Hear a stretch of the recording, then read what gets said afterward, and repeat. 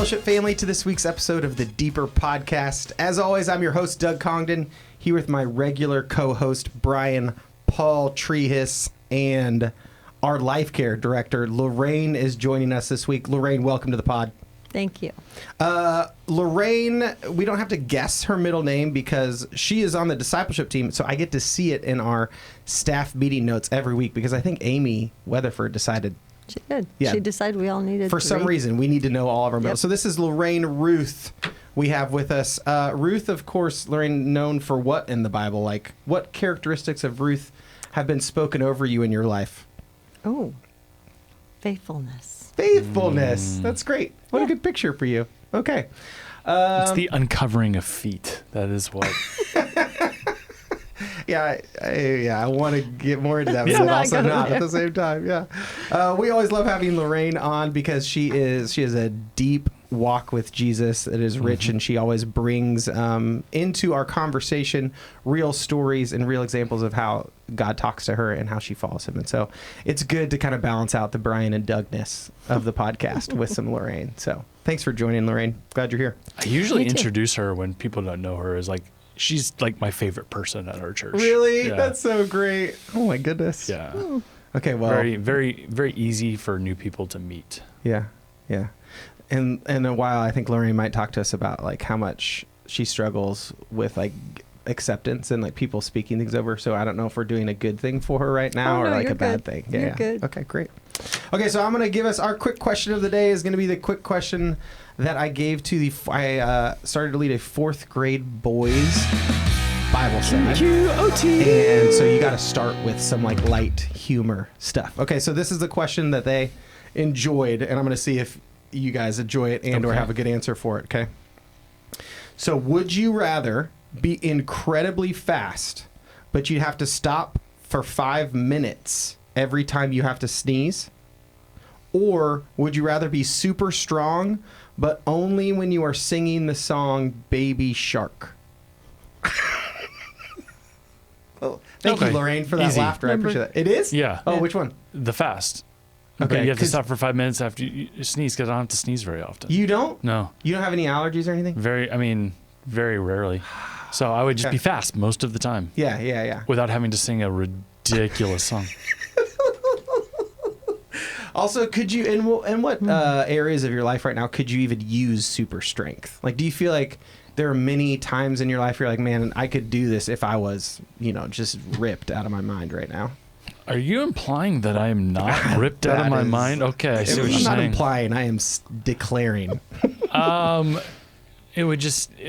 I already have the superpower of strength and delegation. Oh, of nice. just saying, hey, someone else come lift this heavy thing. So I don't need that I one. do feel like it'd be better. And you walk a lot, right? You're a walker, I move a so- lot. Yeah, so speed would probably be more helpful for your day-to-day. Have you ever watched like an Olympic runner or like Like a someone speed like walker? or no, like an Olympic runner Okay. or like a basketball player who just like glides and you go, I want to feel like that one time in my life. Or like when someone jumps really high and like just one time, I want to know like that I would feeling love is. to know what it feels like to be truly fast. Nice. Yeah. Okay. Lorraine, what about you? I think my husband would want me to pick that first one. Yeah. Be faster. Because he's like always Yeah, waiting come on you and telling you. Yeah. Because I'm slow, I'm methodical, I'm deep. But my instinct was the second one because Yeah. what a fun song to sing. That was your thought. I was just singing it with my granddaughter. I was going to say you got Last the week. grandkids. So. There is a television show called BB Fin or Baby Fin. Okay, I don't know. And this. they sing the Baby Shark song and a whole bunch of other songs like it, but it's just constant. Ugh. And we were on a vacation one time with someone with younger kids, Yeah. and it was on for like 4 days. So That's so good. brutal. And I can't. So now you're done Yeah. with it for sure. Yeah. Yeah. That would do it. Takes me back to dark places. That would do it. And then do you feel like you would be able, like, what would you use that super strength to do? Oh, gosh. Like just move furniture around your Yeah. house? Yeah, help people. Yeah, come on now. Of No, course I mean, you would. come Of on. course she would use would it. just to I mean, charge. hey, let me Start a move moving that company. car off the. Yeah, you see, know. that's I'm Yeah. picturing like That'd picking be up a so car. cool. That would be awesome. Yeah. Okay. Yeah. Great. Good answer. Thank you for participating in that fourth grade level. Would you rather? I really appreciate that. You really could destroy some stuff too. You could pick stuff up and like throw it. That's not Lorraine's style. That's not at all Lorraine's style. Let me pick that train and put it back on the tracks. Come on, there's things. Save some lives. Yeah. You're like Supergirl or whatever. Okay, we are in week 6 of The Greatest Story. And yet again, we are continuing our tradition of asking our guest to be able to retell the story as fast or as slow as they want, but probably as fast as they want up to this point. And you can include week 6 here with Isaac or not. Okay. Up to you. So if you're in a conversation, somebody's like, what does the Bible say about, how the world began or how we got to here? What are you going to say? Okay, so I am going to say that God created this beautiful world and that he wanted a family to share it with. And so he created us in his image. And Adam and Eve, the first us, proved that they were very human and they chose what the world had. They were tempted by what the world had to offer momentarily, which instead of trusting God. They were then separated from God and in that beautiful, perfect garden. And life went on, and you can still see that pattern of sin and choosing the world. And, it shows up in their sons when Cain was jealous and killed his brother Abel. And then, of course, the world just continues in this pattern. And until God really looked at the world and felt it was just evil, all evil in his sight, except for Noah. And so he asked Noah to build an ark and bring his family along, and every kind of animal. And then he made a flood that covered the earth and destroyed the rest of the earth. So after that, God repopulates the world, and we see the same pattern start again when man chooses to build his empire over God's kingdom in the Tower of Babel. And then that brings us to the story of Abraham, who I believe shows us how to live a life of faith. Not perfectly, but how to live a life of faith. And God chose him to repopulate the world with his people. Nice. Love it. That good? Yeah, great job. And we covered the first part of the Abraham story last week, as Lorraine leaned into there. We talked about faith, his faith when God called him to go. He just picked up and went, took his whole livelihood with him. And this week we're talking about the second half of the Abraham story. One of the few people in our 50-week series that's going to get 2 weeks, right? But Abraham is kind of a big deal.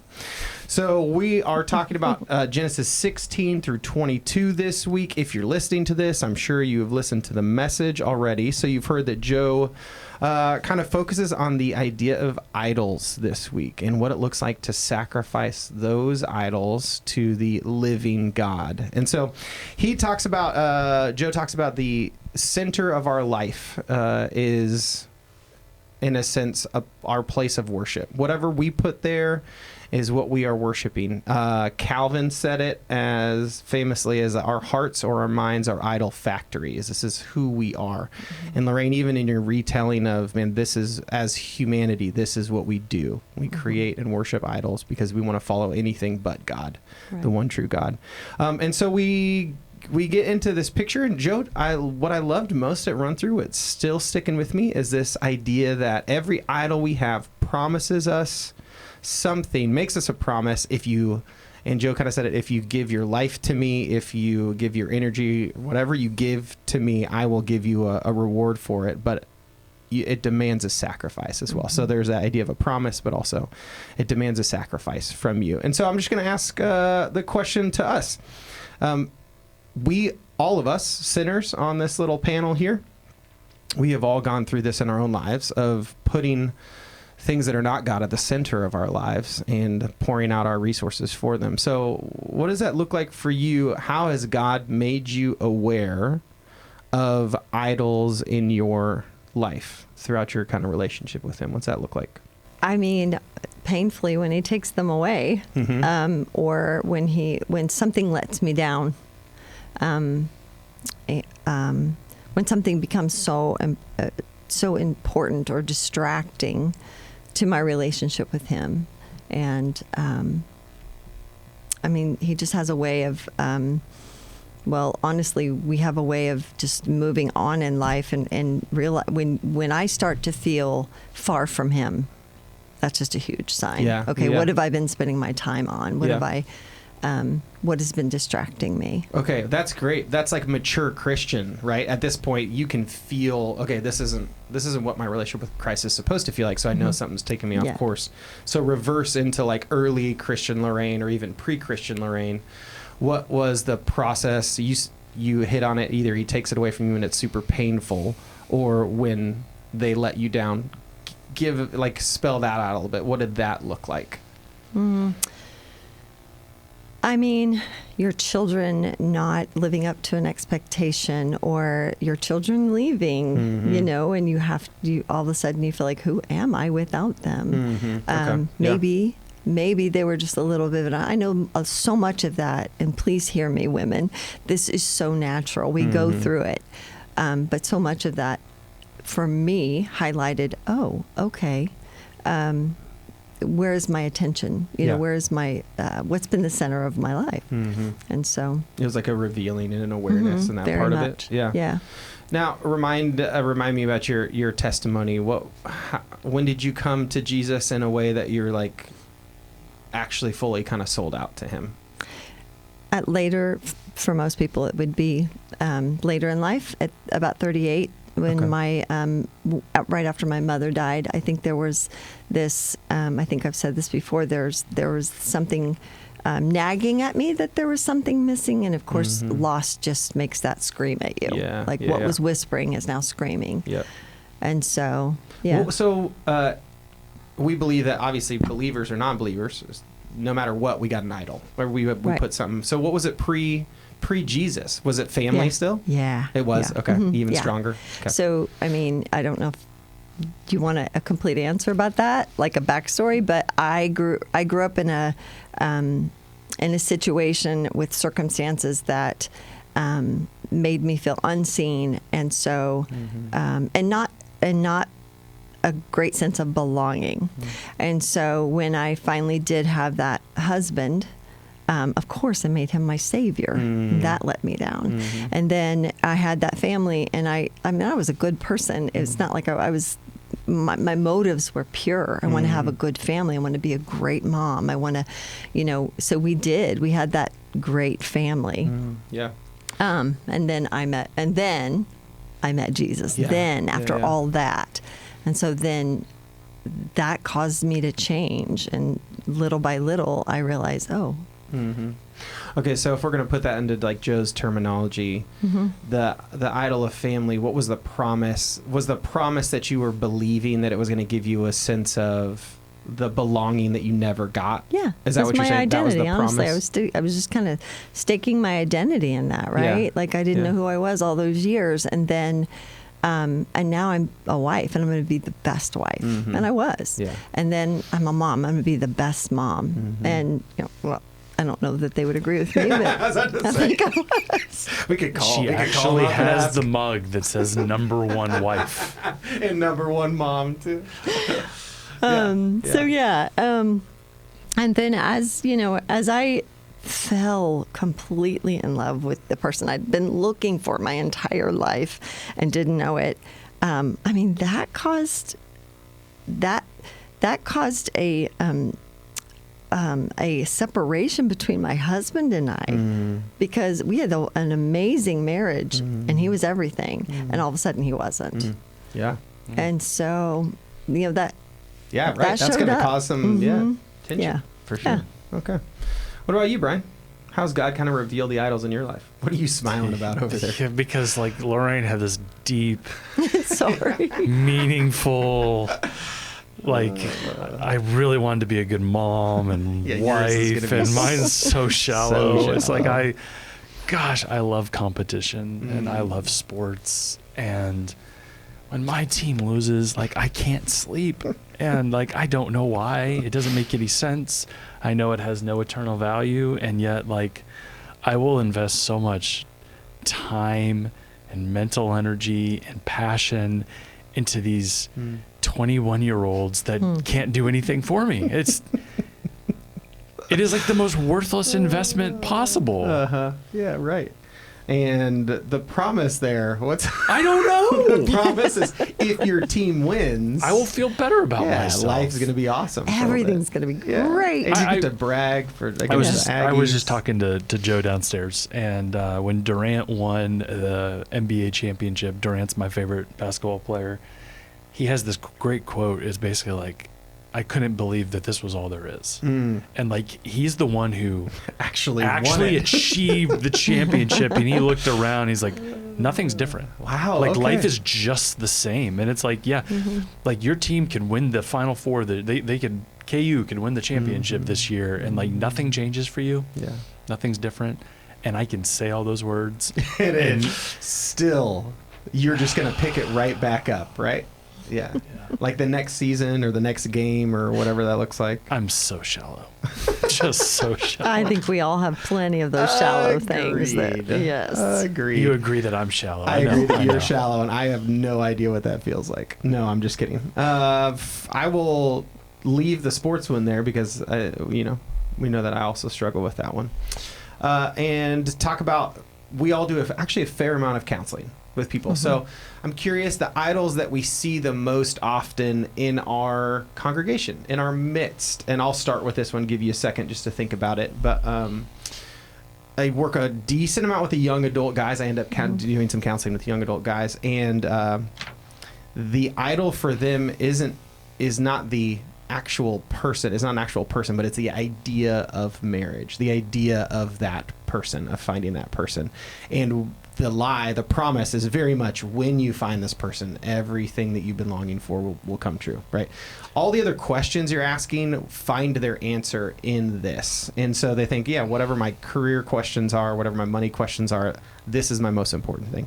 And so to see them, it's this interesting just spin cycle, right? Everything that they want to deal with comes back to, if God would answer this, then everything else would be fine. Yes. And it's just the sacrifice that it demands of them is this like consistent attention of time, and this picture of, if I just improve myself, and if I just make myself look more attractive, or if I get a job that has more money, the result, the end is not those things in themselves. It's that it will finally get me this spouse that I want so much, and that will solve all my problems. And so I see that a lot in my counseling. I have to deal with bringing them back to, okay, what happens if God doesn't ever do that for you? Like, are you still going to be satisfied with the giver if he doesn't give you that gift? So that's one. What about you guys? What do you see a lot of as far as idols that we put our faith in? Were you saying that as like a euphemism for sex? I wasn't. You weren't. Okay. Yeah. Well, I'm glad you clarified if other people heard it that way. That's like, no, I didn't know. I didn't feel like that's what you were saying, but I think that is one thing, especially young men, are looking for, like, on the other side of marriage. Like, it's going to be everything that I've wanted in that regards too. And then a lot of times, even in marriage, it comes down to it's not what I thought it would be, and it can feel empty. So sex can be one, and then the loose idea of success or wealth. Like, if I finally make this much money, or if I finally get this house, or if I just had these things, then I'll feel. Then they get it, and it just doesn't scratch the itch that they thought it would. Yeah. Are you seeing a lot of the success part in yours? Well, I think that in my counseling, I feel like I get the people when they've just been let down by all that stuff. They're on the backside of like the idol failed me kind of thing. But they can't see it yet, so I just kind of help them to see, okay, what were we hoping for? What did we have our faith in? And accomplishments. Sometimes being a mom. Yeah. A lot of times I'll see the comfort piece Joe talked about today, and just they're more, they've decided that comfort's more important than going further in the relationship with Christ, and that obedience step. There might be an obedience that they're not stepping into because it's scary. And, that kind of runs back to, what will people think of me? So there's another idol. Yeah. Yeah. Talk about that one. 'Cause that's something that you brought up that I was like, well, that's been a core part of my story as well. The idea of what other people think of you or say about you. Yeah. How's that shown itself in your life? I'm so thankful God has healed me from that. I think it just showed up in me looking for myself and looking for my happiness in things and people, because I didn't have a good sense of who I was. And so I think not so much as acceptance, but rejection was very difficult for me. Because when I'd finally found somewhere to belong, to being rejected of that was hard. It took me way back to that little girl. And so having God, heal that is the most freeing and incredible thing that I never have to. I can be more me. I can come on here scared of what people, but just to be myself, not worried about how I'm going to look, or I have to say a certain thing a certain way. Just being me is enough. That's great. I don't think I'm there yet. listening to the way that you're talking and the freedom with which you're expressing, I'm like, I want that. That sounds great. I should get to that point at some point. I think Brian's talking about a success as that piece, and success for me, I don't look at I don't measure. We measure success in different terms, right? I don't measure it in terms of money or finances, or that. I measure it in terms of generally of what people say about me and what people think about me. Like, if you think that I'm a good preacher, if you think that I'm good at hosting a podcast or whatever it is, I need to come in and prove myself over and over again. But I'm not proving myself for any of those other metrics, but just for people to say, hey, you're really good at that. And I was like, I think I get anxiety, about preaching a lot of times. And I think it's related to that sense of if I fail, what will people say? Not if I fail, have I not been a good steward of this opportunity or gift that God's given me? So it feels like it's still sitting in that kind of like idolatry piece of what people say about me. You, on the other hand, feels like you are. I mean, you're speaking from a place of great freedom. I get nervous because I know all these amazing things that God says to me in our private time, and He'll speak to me when I'm sitting and counseling someone. But you put a microphone in front of my face, and I'm not gonna do well for you, Lord. But you just have to get over that, and it's like, it's okay. I'm just gonna be who I am, and I feel that constant, and I want to say constant relationship with Jesus is what helps me, because I talk to Him all through the day. And so when I was feeling nervous before coming on, I'm like, okay, you speak through me. It's me. It's you, not me. It's like a surrender. Yeah. So this is kind of weird to do on a podcast, but is there someone's specific approval you're looking for? Oh, me? Yeah, we're doing a little therapy session. Because the reason I ask is I feel that you get pretty good feedback from people whose voices I think should matter. Yeah. And yet you still keep looking for it. Yeah. There's not a person who I'm waiting to hear it from. I think at a certain point it becomes an expectation, right? Okay, if I've been good at it, I need to continue to be good at it. If I go up there and flop or whatever, then I have disappointed people, and that's just like a generic idea. I don't picture anybody's face there necessarily, gotcha. But just that, man, I have an expectation. I felt it in sports a lot. I remember, and some of this comes from maybe the opposite of what we would tend to think about, which is like a negative expectation, but more of like being encouraged enough of like, hey, you're good at this, or they're great at that. Then it's like, I have to keep being good at this. I can't not be good at this all of a sudden because everybody's expecting me to be good at this. And so you're only as good as your next one. Yeah, exactly. Yeah. Gotta keep proving it over and over again. Gosh, I think that's so natural. That's so natural to feel that way. Thank you. This has been really helpful. Thanks. A little therapy. Okay, so did you have something on that front, by the way? Anything about what what we struggle with? Do you also struggle with that at all? With approval? Yeah. You don't seem to care a lot. I do, but it's not the same way, and I don't really know how to explain it. Okay. Okay. It's probably more self-focused. Like I'm very hard on myself, and I don't think I do a good job. So I will, That's bingo. That's exactly where mine comes from. Really? Yeah. Oh, okay. Yeah. Okay. It's like you can be your worst enemy, right? Okay. Yeah. Uh-huh.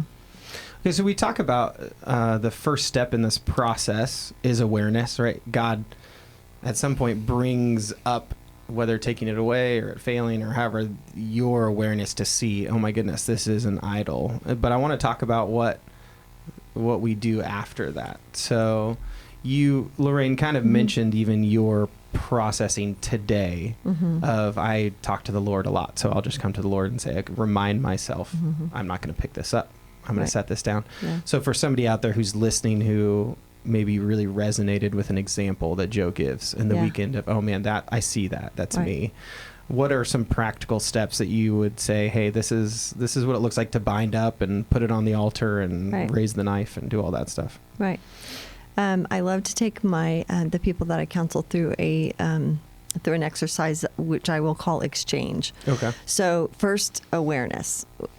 Even if there's an inkling of an awareness of something that you feel like God's showing you as an idol, or something that you need to let go of, that's like for the first thing. Like, be aware of that, and then confess that to the Lord. Like, speak it out loud to the Lord and say, okay, this is how I operate. This is what I'm thinking and feeling, and this is what drives me to do this. What do you have for me in exchange? And then listen.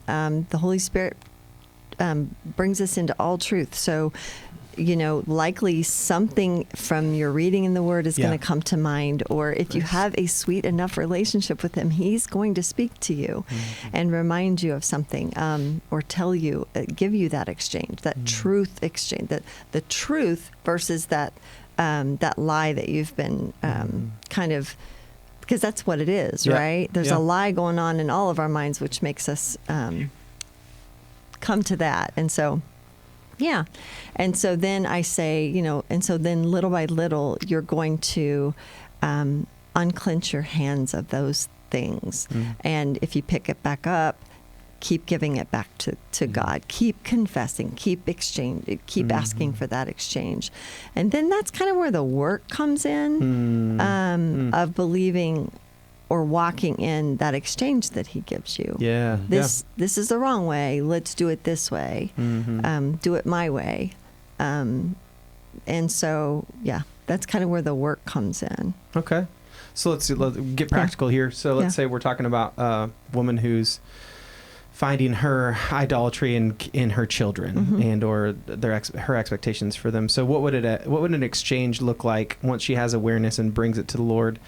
What might be an example of something she picks up, a truth that she picks up in exchange for that lie? What would you? So like maybe she, like I said, you got to go really just go really deep with the Lord and say, okay, I think I look for my identity in my children. That's why they've become my idol.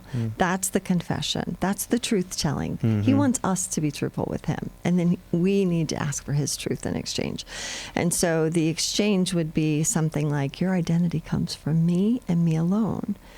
You are there. You are my provision to your children. Your children were my gift to you. Things like that. And so that process of confessing, and then it's kind of a repentance, right? Because it's a change of mind. Turning of direction. And then that leads to transformation. If you keep doing it enough, it goes into a circle and then leads to transformation. I had to learn to ask myself the question, is it true? And so like, what are those expectations that you're struggling with? Like, if my kid doesn't make the sports team, like I've done a bad job. Well, like, is that true? Yeah. So they don't make the basketball team. They're still your kid, and like you still love. Like you just, is it true? Is it true? You just keep going down, and it sounds really silly, but I think the more you can ask and answer that question, it'll lead you to a place where you can get through even stuff that sounds like it's going to be difficult. Yeah, absolutely. It does. It doesn't sound simple. It sounds basic, but it also, I think we all realize from our own lives how hard it can be to like continually preach truth when we've believed the lies for so long. Yeah. Like when they're kind of built into us. It's a simple concept, but not easy to do. That's better said. Yeah, that's a better way of saying it. Okay, so when Joe talks about the takeaways that we have, I'm going to read these just in case, and if any of them, if you want to say anything more about them, I'd love to hear it. But only God can or should fill the center of our lives. God tests our faith not to destroy it, but to deepen it, and that Jesus is the Son sacrificed for you. So is there any of those three that stood out to you when Joe kind of talked about them or hit you in a different way? I mean, Go ahead, please. I was going to say the last one I just think is so profound. Mm-hmm. God, he did test Abraham's faith, but Abraham was willing to go in to do that, to believe God, to take him at his word. As Hebrews says, he could receive his child back from the dead. And what Abraham ended up not having to do when God provided means for a sacrifice so that he could have the promised blessing is what we get. We get the promised blessing, and we don't have to offer up our firstborn. He offered up his firstborn so that we could have the blessing of Abraham, the forgiveness of sins. We get Jesus, and it's everything in our faith. Yeah. So yeah, absolutely. Yeah, I liked how Joe said it. I wrote it down anyway, but it was the horrific command of God is fulfilled in his miraculous provision at the same time. So it's, beautiful to think about how much, I don't want to say that. I don't want to say it that way. To say it's beautiful to think about how much easier it is for us, but that's not the point, is that it's easy. Yeah. It's just how beautiful it is that we get to be on this side of it and see that Christ is the ram for all of us that he's provided. So yeah. Any of those stick out to you at all, Lorraine? I mean, obviously that last one is the like makes everything that I'm going to say in just a second worth it. But the second one definitely stood out. God tests faith not to destroy it, but to deepen it, because I have lived that. Everything that I have let go of and trusted him with, he has filled that space. He has made that better. He has made beauty from ashes. Just every single thing, every no when I've asked for a miracle and I didn't get it, every loss that I've trusted to him, he's made better, or he's filled that that space of what I had to let go of in such a way that I it's like, oh, I'm glad that happened. I'm glad I don't, you know what I mean? Yeah. Even when it's a terrible thing on the back end, you're like, wow, I can see how God used that for incredible good. Yes. And the deepening of faith. Yes. Yeah, I think we have counseling situations frequently where people are in the midst of the darkness of it and the questioning and the wondering, and we can say from our own experience, man, you're going to look back and it's going to be, but it's so hard in the moment to kind of like have people get that perspective. But yeah, okay. I'm going to move on to cutting room floor if we're ready for it. I just want to make sure we don't leave anything unsaid there. This is good stuff. Okay. Oh, you know what? Yeah, I'm going to move on to cutting room floor. All right.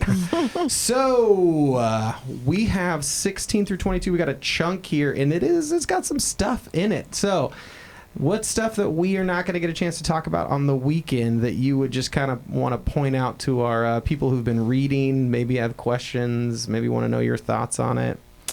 I know Brian's got one. I mean, there's Brian's got a couple. Immense amounts of stuff in here. The Hagar and Sarah story, like one, just in and of itself as a narrative, that story is wild. It's insane. That Sarah's like, you know what, we got to make this happen. Yeah. Here's my servant. Yeah. And then whatever happens, and she's like, how dare you? her change of attitude afterwards, brutal. Really, it's crazy. Yeah. But in essence, they tried to fulfill God's promise for him. And then he reestablishes his covenant in chapter 17, and he does so with the mark of the covenant as circumcision. Yeah. And this is not in the text. This is just the way I see it. Later on, it's going to say, without the shedding of blood, there can be no forgiveness of sin. And it feels like there was blood that had to be paid for the lack of faith there. And so, and again, you're tying, when you say lack of faith, you're talking about the Hagar story, right? Specifically. Yeah. Okay. I mean, because theoretically Abraham could have gone like, hey, we don't have to do this. Like God said he's going to provide. And so it's just kind of like what if circumcision was going to be that big of a deal? Why was it that in like chapter 14? Why is it this timing right after that story? So the timing just makes me figure like, Gosh, All right. and would you say that's a pretty hot take from you? Like, have you heard that preached before, or is that kind of a? I've never heard it preached. I asked my seminary professor about it, and he had never heard it either, which that doesn't make me feel great. But then he was like, "There's nothing that I can say to disprove that." Yeah. And it's like, oh, Okay. well, maybe. Yeah. I don't know. Maybe. It's fun. Yeah. Fun. I mean, fun for us to talk about, not fun for them. You know what? The fun thing. Yeah. We were talking about this at the breakfast table, Ben and I, and Ben goes, "Is there anyone else through history who would share your take?" And I was like, "What a great question for a 17-year-old to ask." And it's not like you had somebody. You're like, No, yeah, let me pull like, up this ancient church father. I told him the truth. Yeah, that's awesome. Okay, so that's a good one. It's a good one, but it's a bad one. I remember my research last week into the story and just realizing, Abraham is called the father of the 3 great monotheistic religions, right? So Judaism, Christianity, and Islam. And he is a revered figure in all of them. But I did not know that in Islam, the sacrifice story is with Ishmael. And so it's just a totally different telling of that, which son he took, and then what happened after the sacrifice story where God provides, and what Abraham and Ishmael do. Now Ishmael's like the chosen son, right, in Islam, and so it's just so fascinating for you. Like, I have not studied it enough to have known that already, and I just started spiraling. In what year was that story first recorded? Yeah. Good point. Okay, so Lorraine, is there anything that you liked or stood out to you that we didn't talk about? I mean, we left you Sodom and Gomorrah. If you would like to jump I into kind of like it. I don't mind. You kind of like Sodom and Gomorrah? Yeah. Well, it resonates with me because when God told Lot and his wife to leave and not look, and do not look back, told his wife, do not look back. And of course she did, and turned into a pillar of salt. I mean, that all sounds so harsh, and but isn't it such a great lesson for all of us? Like, what are you looking back at? And like, what I think the whole the premise is, don't look back at what you're giving up to come to my safety, to my perfect provision. Yeah. It's kind of the same, it's the same story over and over again, right? Adam and Eve, they were living in their perfect provision, and their truest identity, being completely dependent upon God. And so, I think I don't mind that story because it's just such a great reminder. Don't look back. And it's good for me even because, when I look back on the years before all the losses and all the tragedy, for the world's standards, I had this amazing family and family life, and we had no troubles. And so God's told me this: don't look back, look forward. I have beauty. And so trusting that has been everything. Yeah, that's great. And he's been very faithful. So I think it was, and helpful or not, there was this time reading through the text that I've read through 50 times before maybe, but me picturing that scene of Lot and his wife fleeing, and then Lot's wife looking back, and growing up and learning about it, I always picture it the same way, which is they're far out of the city, and she turns around to just look, and then it's kind of a supernatural, like, boom, she becomes a pillar of salt. And then this time I was like, the stories in Genesis, we have very little description of, like, really physically what's happening time to time, or space, place, any of that stuff. The details are minimal. So I thought maybe what looking back for her meant was, like, she really stopped near the city, and or she would stop to go back in, or whatever it was, and her pillar of salt turning was really just a reaction of her being that close to the fire and brimstone, whatever that insane heat and destruction was, just actually turned her body into ashes that looked like salt. I don't know, but I was like, again, I'm so excited to get to heaven, and then if they put it on the big screen or something, we can watch it, or if I just have to interview the people, whatever it is. I want so much more detail about these stories. So that's the beautiful thing about being knowing God's character and being and becoming closer and closer to Him, and knowing Him more and more, because you can use your imagination for what's not said in the text, and it's always a beautiful, helpful story. Knowing Him. When you don't, that's when we run into trouble, right? That's when we run into all kinds of conspiracies. Knowing his character, that in him he gave us our imagination. So, yeah, I've heard you use that before in a session. I mean, he gave us our brain, right? And yeah. that's where our imagination comes from, is our frontal lobe. So, yeah.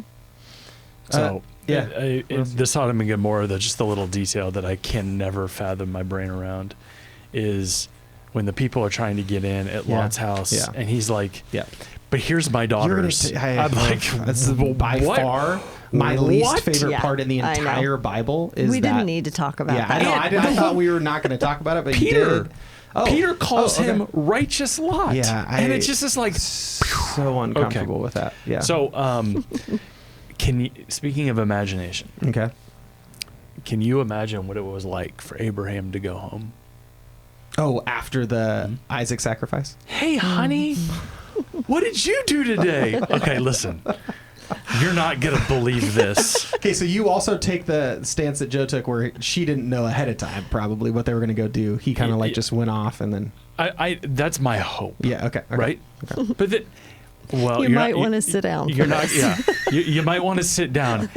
So you know that kid that you had when you were 90-something that we've been waiting for 25 years. That we didn't think we were going to be able to have. Yeah, I took him and I bound him to an altar and I was about to stab him with a knife. Yeah. Why? Again, you're not going to believe this. God told me to. The same God who told you. I cannot imagine. Yeah. The retelling of that story. See, those are the kinds of details I want to know. Yeah. Did she know or not ahead of time? Also, how much did it mess Isaac? Did it mess Isaac up? Like, for the rest of his life? It's like, I remember when I was a kid, my dad tied me up and put me on an altar and all this. Hey, he said he was going to provide. Yeah, the Lord's going to provide. He did, and then he tied him up. Yeah, which that process and just I think, man, that would be some serious PTSD. Hey, Dad. What are you doing? Yeah, I know. See, I can't. When I'm in the story, like I need the rest of the details because I'm hoping the rest of the details will make me be like, oh, okay. So there was some understanding or conversation, or Abraham shared his faith that, like, hey, eternal life. I don't know, like something help me here. I think it was uncomfortable. Gosh, I'm sure. I think he had trauma counseling. You see. If they had it, he would have been in there. They were tougher back then. Just the next day. It's so crazy. Yeah. Okay. I had a professor who had a theory that she did not know and that it caused the end of their marriage. Oh, yeah, that's right. You mentioned that. That when it says that she died, he picked up and went to or whatever, went in somewhere. And I mean, honestly, from a human perspective. Yeah, you would understand. You just go, how do you go home? Yeah. Like, what does life look like?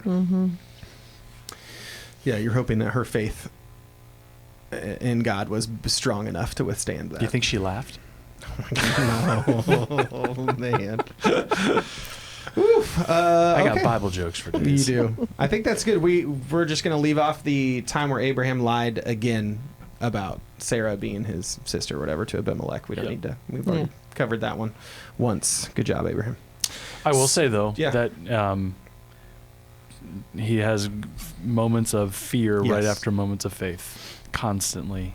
And then this would have been in the sequence, this would have been his moment of fear. And in this instance, you're talking about Isaac here, not Abimelech? No, I'm talking about Abraham. Right, I'm talking about Abraham with Isaac, the sacrifice part, not the Abimelech part. This is when you would be expecting, if you're just reading, you'd be expecting for him to not do the right thing, and he does. Yeah. So it's like he learned his lesson eventually. Yeah. That's the thing that stands out about the Abraham story. Again, we don't have details, but every time God asked him, from moving everything to sacrificing Isaac to getting circumcised, in the text it always just says he did it. Like, no questions asked. He just, I'll do it. Which is crazy. I find the stories I find the little stories in between where, like when Abraham lies twice about Sarah. I find that endearing because he was just like us. It humanizes him a little bit. He's not like this crazy, unattainable. Yeah. And God didn't say, I'm done with you. Like, he just kept coming. He's faithfully honored his covenant with him. Yeah, exactly. It comes back to that covenant piece, too, that we talked about last week. Like, no matter how messed up he was, God still... Yeah, he didn't just say, I'm not done with you, or not say, I'm not done with you. He named himself the God of Abraham. Yeah. Wow. Yeah, that's pretty crazy. Not ashamed to be called their God. And Jacob. I mean, we're about to do Jacob. Anyway, I'll save that for next time. Okay. Thanks for this time. Lorraine, thanks for the insight, the wisdom sharing. Will you do us a favor? Will you pray for people who are listening and pray for our church this weekend? Yes, I will. Thanks. Dear Heavenly Father, I thank you so much for this group of amazing people at this church that I get to work with, Doug and Brian being two of them. And Lord, I thank you for our church family as a whole and for the amazing pastors who tell these stories from your word that draw us in and help us to see value in how we can live a good life now from them. Lord, I just pray that you would just kind of open everyone who comes and hears these stories this weekend. You are doing a work in each of them, each differently, and so that you would just help their heart to hear what you want to say to them through these stories, through the story of Abraham. May his faith and the way that your faithfulness that moved him along, Lord, and never was covenanted with them, would just resonate in the hearts of everyone, that same covenant is with them as well. It's with us as we live on and with our relationship with you. And so, Lord, may we all bring you glory as we try to use your word to live out good and lives of good and loving you and loving your people. I pray this in Jesus' name. Amen. Amen. Thanks again, Lorraine. Thank you, Brian. Thank you, Fellowship family, for tuning in to this week's episode of the Deeper Podcast. We'll catch you all next time.